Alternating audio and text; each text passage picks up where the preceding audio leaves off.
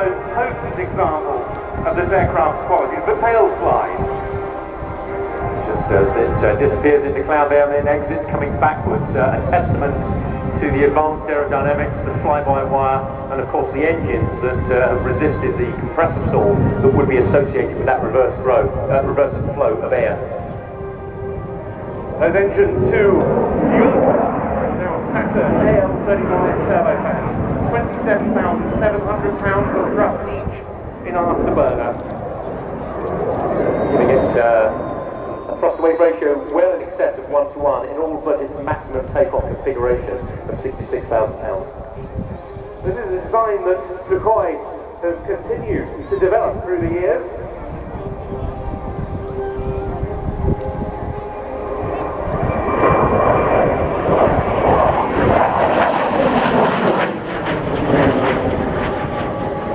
Among the main variants, the Su-30 multi-role two-seater, the Su-33 Harrier version, the Su-34 platypus-nosed strike aircraft, and the much upgraded Su-35 single-seater.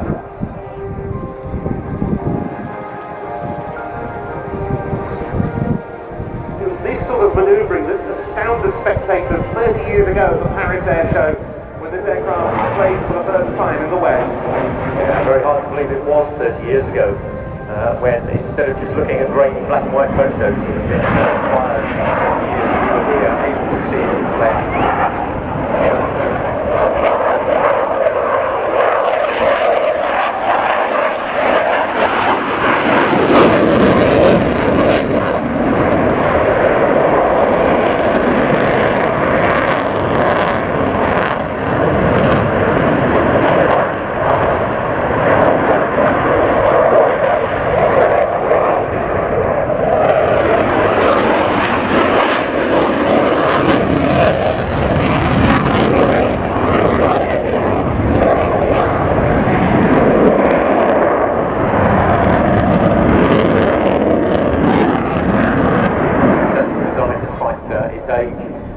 Like the F-15 and F-16, further variants have been developed, but when it came into... Quite a number of flankers, 67 of them, when it gained independence. Most of them today are stationed at Myrhorod, where this aircraft comes from, the 831st Guards Tactical Aviation Brigade, being the main provider of Ukrainian air defence.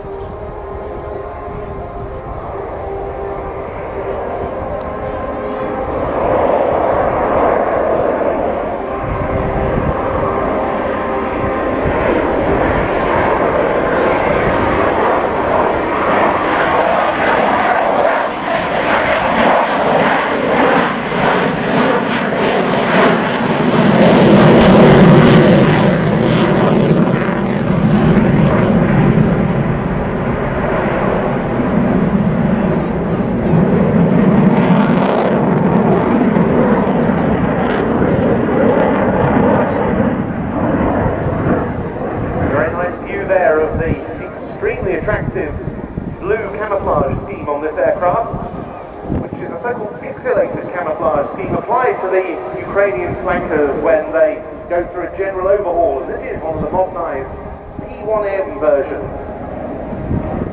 The work being done locally by the Sukhoi State Air Repair Plant. The first updated aircraft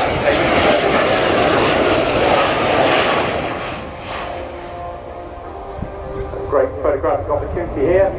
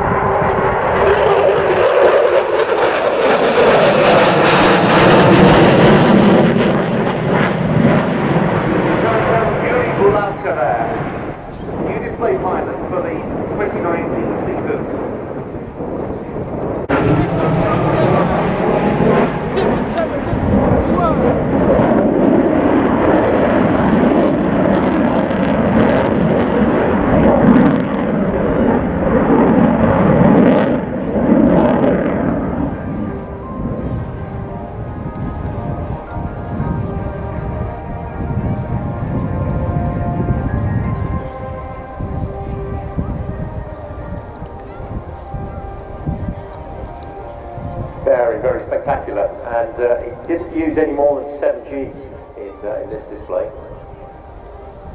We have no doubt this is an enormous aircraft. When you compare the top surface area with a Typhoon, it's about...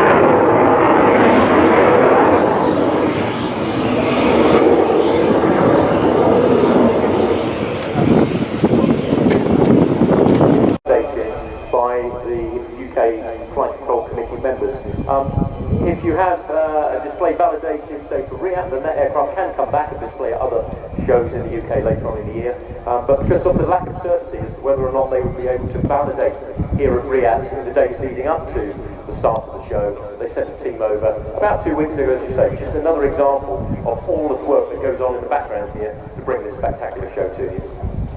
And it was well worth it in that case. Tremendous stuff from the Ukrainian flanker. Now lined up. At the right hand end of the runway, and just given takeoff clearance, we move to a slightly more modern generation of fighter and another thunderously noisy display. Indeed, the first few minutes are an absolute beast of afterburner. It comes from number 29 Squadron at RIAT Coningsby in Lincolnshire. It's flown by flight